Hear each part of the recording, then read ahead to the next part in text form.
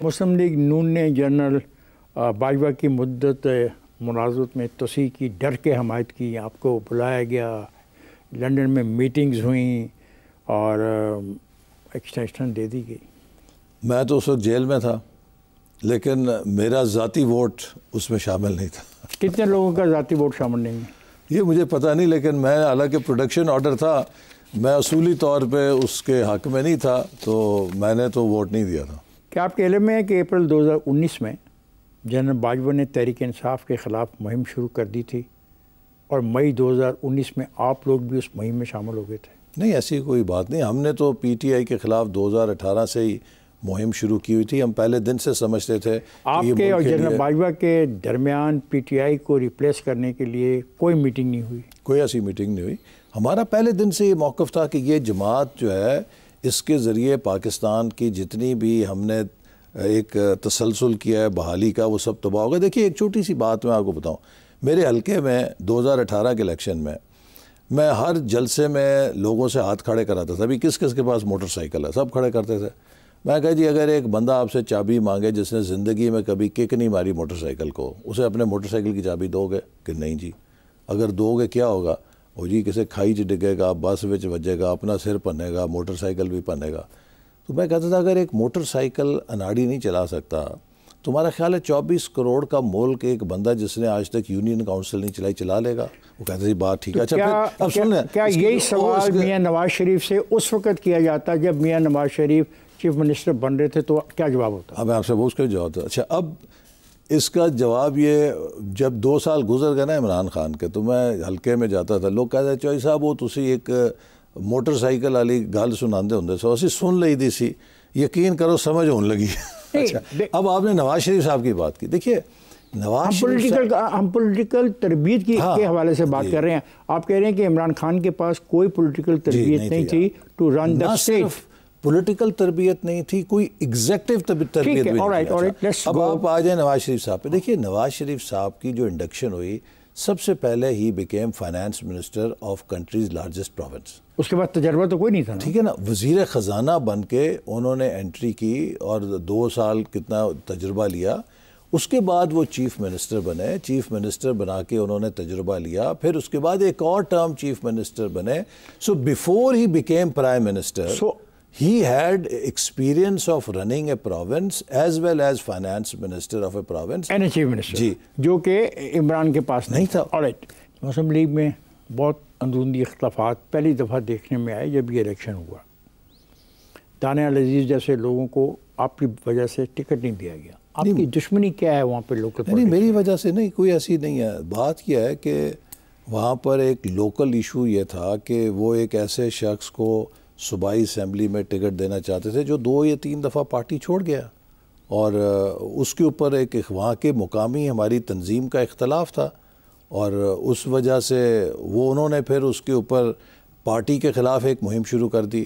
پوری مہنگائی جو کہ پی ٹی آئی کا دور کا ایک گناہ تھا، اس کا ملبہ پورا اپنی حکومت کے اوپر اور اپنی جماعت کے اوپر پھینکنا شروع کر دیا۔ آپ نے دانیال نے کتنا عرصہ اکٹھے کام کیا ایک پارٹی کے اندر؟ آپ کو پتہ ہے کہ دانیال کو 2013 میں ٹکٹ کیسے ملی تھی؟ بتائیے۔ نواز شریف صاحب دانیال کا نام سننے کے لیے تیار نہیں تھے۔ وجہ؟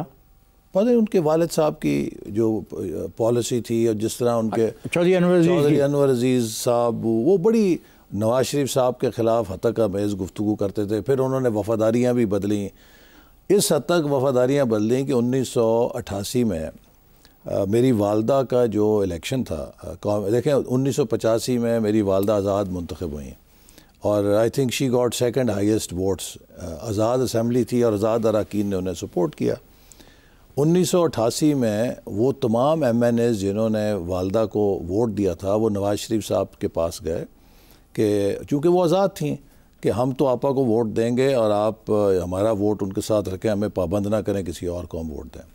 تو اب نواز شریف صاحب نے یہ مشکل ہو گئی، تو انہوں نے پھر مجھ سے کہا کہ آپ انہیں قائل کریں کہ ہم انہیں مسلم لیگ کا ٹکٹ دیتے ہیں، وہ ہمارے پینل سے الیکشن لڑ لیں۔ یہ مناسب نہیں ہے کہ ہمارے لوگ جو ہیں وہ ڈائسیکٹ کر کے ان کو آزاد جتا دیں۔ جب مسلم لیگ کا ٹکٹ ملا تو وہ انہوں نے گروپس تقسیم کیے ہر کینڈیڈیٹ کے لیے کہ یہ ایم این ایز انہیں ووٹ دیں گے۔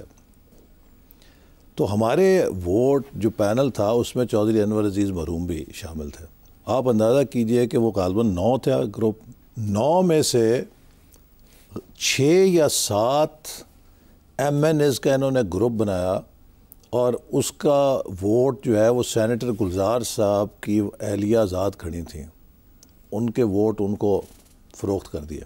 آپ بہت بڑی بات کر رہے ہیں, بہت بڑا الزام لگا رہے ہیں. جی یہ تو اوپن سیکرٹ ہے 1988 کے. آپ کسی ایم این اے سے پوچھیں. اچھا بعد میں نے چودھری صاحب سے پوچھا, میں نے کہا چوہدری صاحب بڑی زیادتی کی آپ نے. کہتے میں نہ نہیں آنا سی کہ اپنے ضلع چ ایک اور ایم این اے دے پیر لوا لینا. یہ بیک ڈراپ تھی. Your mother lost the election. جی بیکاز جب 9 میں سے 7 آپ کے ووٹ جو ہیں وہ کہیں اور چلے جائیں تو شی لاسٹ. اگر انور عزیزی پر آپ کا کیوں غصہ ہے؟ نہیں میں آپ کو بتاتا ہوں نا, اس بیک ڈراپ کے باوجود 2013 میں نواز شریف صاحب کے پاس دانیال کو لے کر گیا. میں نے کہا جی یہ پڑھا لکھا لڑکا ہے, بہتر ہے ہمارے پاس جو وہاں پہ آپشنز ہیں. نواز شریف صاحب کا چہرہ سرخ ہو گیا, اور کہا آپ کے پاس کوئی آپشن نہیں ہے. میں نے آدھا گھنٹہ پارلیمانی پارٹی میں کھڑے ہو کے اس کے حق میں تقریر کی. آگے چلتے ہیں. اب بڑے مزے کی بات آپ ایک ہسٹوریکل کر رہے ہیں. Governor house Lahore, governor Jilani governor, انہوں نے تمام انڈیپینڈنٹ کو بلایا اور کہا کہ مسلم لیگ کی ممبرشپ لیں, اور ممبرشپ کے فارم دے دیے, اور انہوں نے دستخط کر دیے. آپ کی والدہ نے کاغذ لے لیا, دستخط نہیں کیے. مجھے اور میرے ایک ساتھی عظیم چودھری کو یہ بات کا علم ہو گیا. ہم رات گھر میں گئے کوئی 1:30-2 بجے, اور ان سے یہ کنفرم کیا کہ آپا کیا آپ نے دستخط کیے ہیں اس مسلم لیگ کے فارم پہ؟ تو آپا اندر گئیں اور آپا نے لا کے پرچی ہمیں دے دی کہ میں نے دستخط نہیں کیے. تو اس وقت آپا نے گورنر جیلانی کی بات نہیں مانی, اور بعد ازاں میاں نواز شریف کی بات مان لی. نہیں دیکھیے, اس وقت صورت حال یہ تھی کہ پارٹی جب بن رہی تھی ان کا ایک مذہبی تشخص تھا, اور اس حوالے سے وہ اپنی آزاد حیثیت رکھنا چاہتی تھیں. لیکن 1988 میں جب یہ دیکھا کہ ان کی وجہ سے ایک کافی بحران پیدا ہو سکتا ہے, چونکہ وہی 10-12 ایم این ایز جو ان کو 85 میں ووٹ دے رہے تھے, وہ پارٹی ڈسپلن کو بھی وائلیٹ کرنے کے لیے تیار تھے کہ ہم ہر قیمت پہ انہیں ووٹ دیں گے. تو میرا خیال ہے کہ ان کو پھر اسی بات پہ میں نے قائل کیا کہ آپ کی وجہ سے ایک مشکل صورتحال ہوگی, تو ٹھیک ہے اگر پارٹی کے ٹکٹ سے ہم کر سکتے ہیں تو آپ کر لیجیے. ایسے کبھی ایسا ہوا کہ مسلم لیگ نون نے 2018 کا جب الیکشن لڑنے کا فیصلہ کیا تو وزیر اعظم شہباز شریف کو بنانے کا فیصلہ کیا؟ دیکھیے یہ بات تو جب پرائم منسٹر نواز شریف صاحب کو نااہل کیا گیا اسی وقت ہو گئی تھی کہ اگلے پرائم منسٹر شہباز شریف ہوں گے. لیکن چونکہ وہ ایک آخری سال تھا, آخری وقت میں شہباز شریف صاحب نے یہ کہا کہ اس وقت اگر میں پنجاب سے ڈسلوج ہوں گا تو جو کام ہم پنجاب میں کر رہے ہیں وہ سارا ڈسرپٹ ہو سکتا ہے, اور ضروری ہے کہ اس کو ختم کیا جائے. تو لہٰذا پھر آپ کو معلوم ہے کہ پہلا فیصلہ یہی تھا کہ شہباز شریف صاحب وزیر اعظم ہوں گے. اس کے بعد پھر شاہد خاقان صاحب کو وزیر اعظم نامزد کیا گیا. تو اس وقت تقریباً یہ انڈرسٹینڈنگ تھی کہ اگلے شاید ٹرم میں شہباز شریف صاحب وزیر اعظم ہوں گے. ٹھیک ہے, آپ ایک بڑے محتاط سیاستدان ہیں, اور یہ بھی پتہ لگتا جا رہا ہے وقت کے ساتھ ساتھ کہ آپ طاقتور حلقوں کے ساتھ تنازعات کو کم کرنا چاہتے ہیں. کیا یہ حقیقت ہے کہ یہ احتیاط آپ کو 2018 اور 2022 کے عرصے میں سمجھ آئی ہے, اور اس سے آپ کی فیصلہ سازی کی قوت کم بھی ہوئی ہے؟ نہیں یہ بات نہیں ہے. بات یہ ہے کہ پاکستان کی مثال ایسی ہے کہ ہم ایک طوفان میں گھرے ہوئے ہیں. ٹھیک ہے, جب آپ ایک طوفان میں ہوں تو اس کشتی کے جتنے بھی ملا ہیں یا جتنے بھی ادارے ہیں, اگر وہ آپس میں دست و گریبان ہوں گے آپ اس طوفان سے نہیں نکل سکتے. آپ تو ایک آدمی سے نا محتاط رویے والے, آپ کے ساتھ بڑے میرا خیال ہے کہ سب نے سبق سیکھا ہے. پاکستان کے سیاستدانوں نے بھی سبق سیکھا ہے کہ ہمیں انٹرنل کانفلکٹ سے بچنے کی ضرورت ہے. پاکستان کی اسٹیبلشمنٹ نے بھی سبق سیکھا ہے کہ ہمیں اس طرح کے اب اندرونی ایڈونچر سے بچنے کی ضرورت ہے, اور پاکستان کی عدلیہ نے بھی. اب آپ دیکھیں, آپ کا ایک بیان ہے 9 مئی 2020 کو, آپ نے کہا چیئرمین نیب کے بارے میں کہا کہ ان کو باضابطہ طور پہ تحریک انصاف جوائن کر لینی چاہیے, یہ آپ نے ان کو مشورہ دیا.